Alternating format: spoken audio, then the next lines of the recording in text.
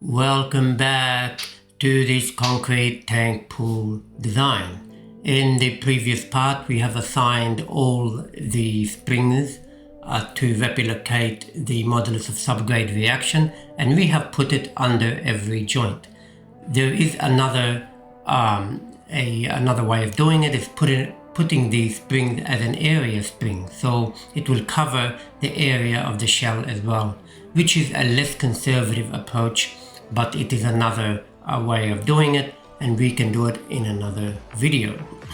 Now let us proceed with assigning the loads. The first load we will assign is FWB and G super, which are the uniformly distributed load. Let us refresh our memory here.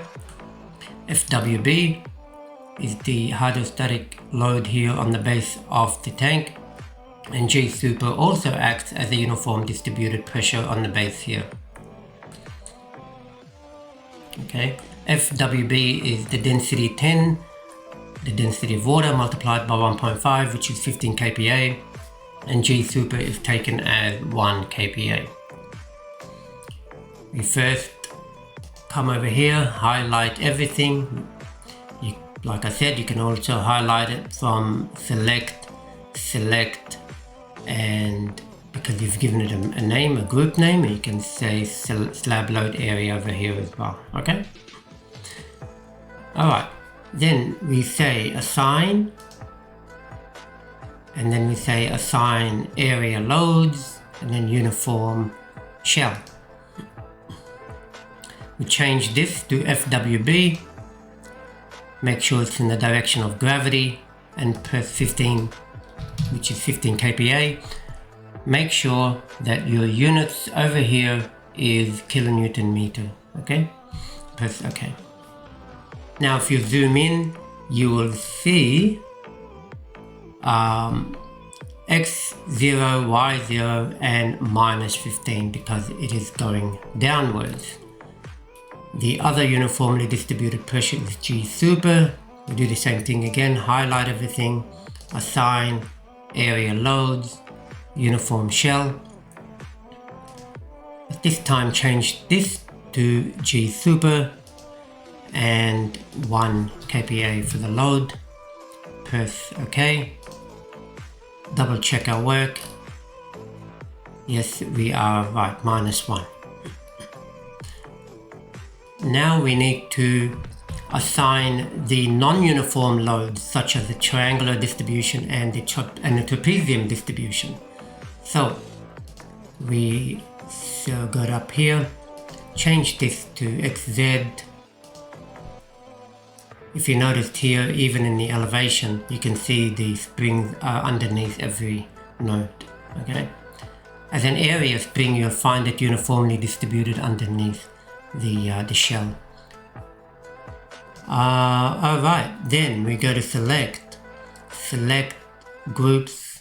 This time we are going to select the wall load area, press OK, and it has selected everything that we need to apply the pressure on, up to 1.5 meters high. Then we say assign joint pattern. Remember, in the last video we have defined the names for the joint pattern. Now it's time to assign it. So we say assign joint pattern. It comes up here as a default. We change that. Let's start with FWW. Now what is FWW?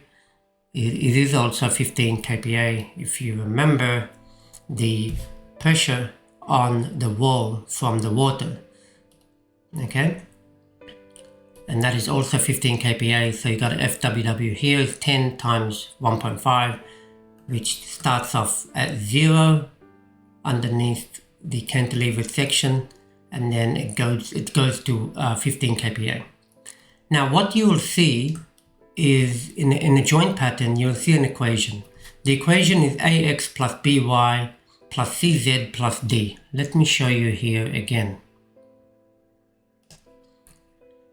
Over here, you have AX plus BY plus CZ plus D. Now, what are the values of A, B, and C? In this case, X is 0 and Y is 0, but we have a value for C and D only. Why do you think that is the case?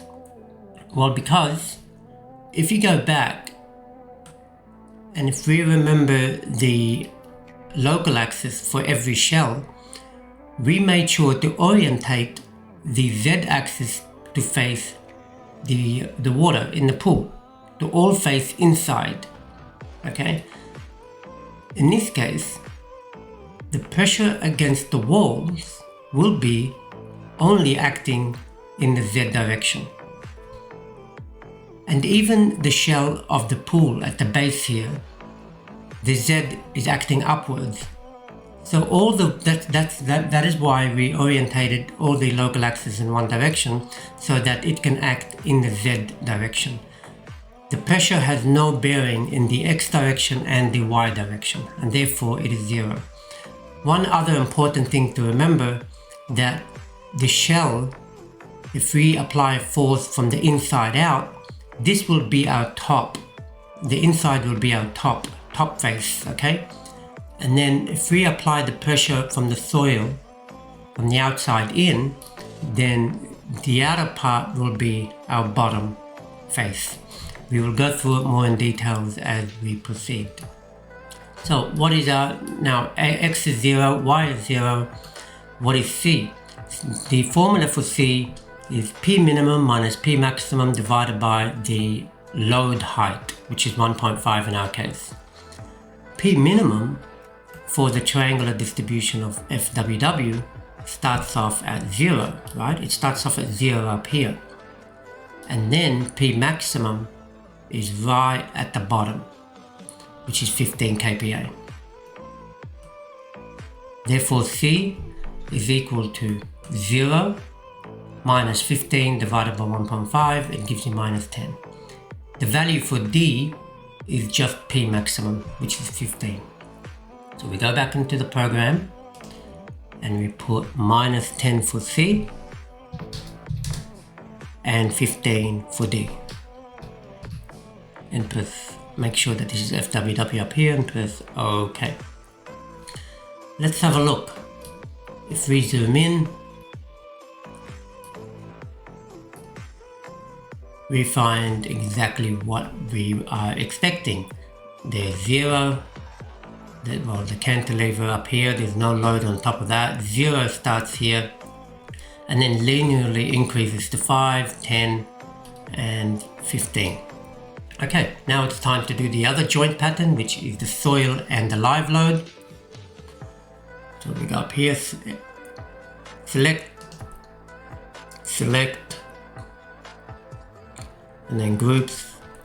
This time we're up to the same thing, the wall load area, okay. Assign, and then we will say joint pattern. This time it's going to be F soil plus live load. Make sure that we change the C and the D value for that. What are the C and the D value? Let's have a look.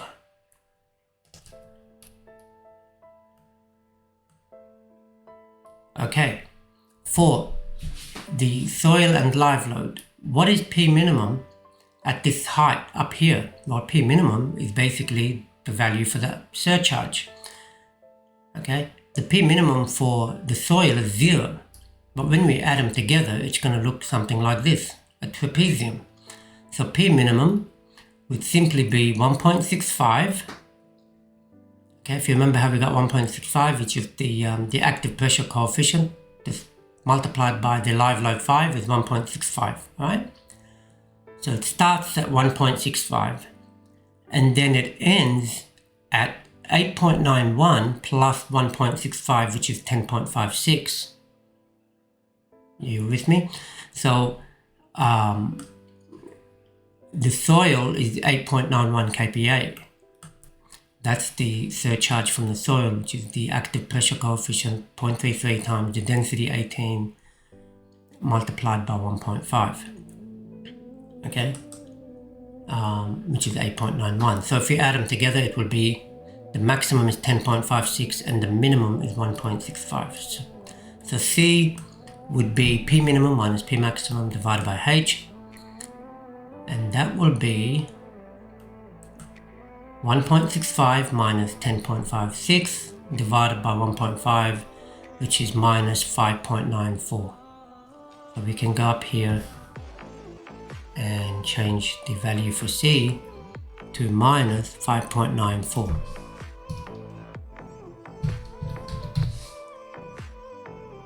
And the value for D is basically the pressure, the maximum pressure, which is 10.56. Okay.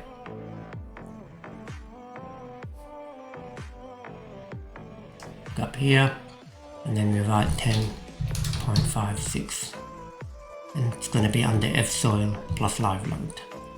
Let's press OK. And hopefully it would have changed accordingly. Let's have a look. What do we have? 10.56, excellent. And then 7.56, and then let's have a look at the P minimum. P minimum is 1.65, as we have predicted. Very good. So we've assigned our joint pattern. Now it's time to assign the load for the joint pattern. All right. So we go again, we say select. This time I'm going to use previous selection, get previous selection, it's a lot easier. And then say assign area loads, and then it will be surface pressure. Now this is when the top and bottom of the shell comes into it, okay? The surface pressure. The surface pressure, we will start with FWW. We select here FWW. And it's asking here, with the pressure, how do you want it to be assigned? By the element or by joint pattern? We will say by joint pattern because we have defined it and assigned it. And then change it here to FWW. Now is it top or bottom? Again, because it's from in out, therefore it's going to be top. This is going to be my top. Okay. Top is simply like a, to be a bit more specific, top, think of it that way. If the arrow is coming towards the water and the water is pushing parallel up against the arrow, that will be my top surface. If the load is parallel and it's in the same direction as the arrow of the Z direction, then that will be my bottom surface. Okay, that's how the easiest way for me to understand it. So in this case, it will be, because it's the water from in out, that will be my top, FWW, and the multiplier, there is no load factors to this. It's just 1, so we'll leave it as 1 and we press OK.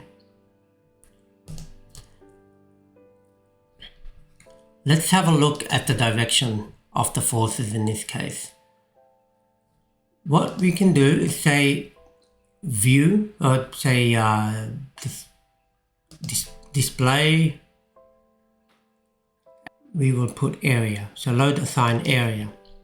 Okay.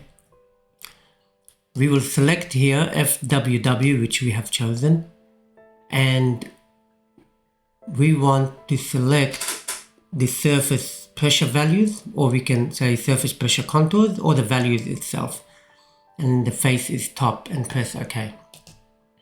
Here we go. What we can see is the arrows from in outwards. See how the forces are going from in outwards, and this is exactly what we wanted to do, in outwards, and it is a linear, even if we rotate the pool.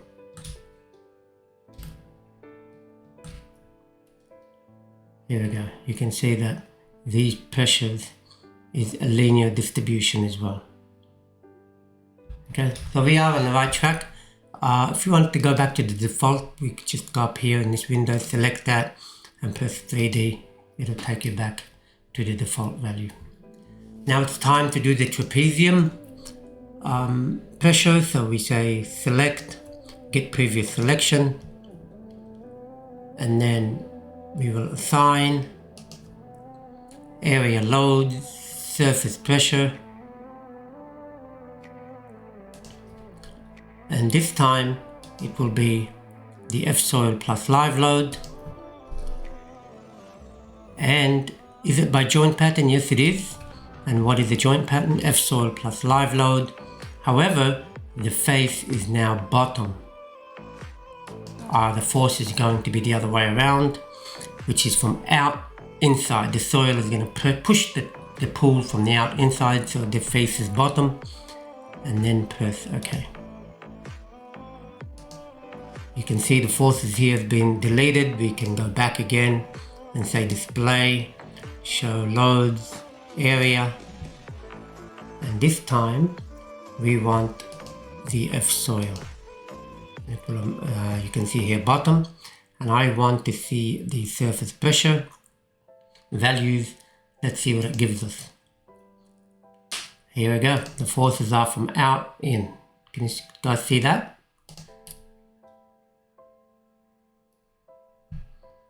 From outside in, and it's greater at the bottom and it's higher at the top in a trapezium format or a trapezium distribution. Okay, we have applied all the loads. I guess this will end our video here. It has been a bit long. In the next video we will do the load cases, load combination, and then we will run the model and hopefully get all the results from there. If you have found this useful and helpful, please share, subscribe and like so that others can learn as well. Thank you for watching and have a great afternoon.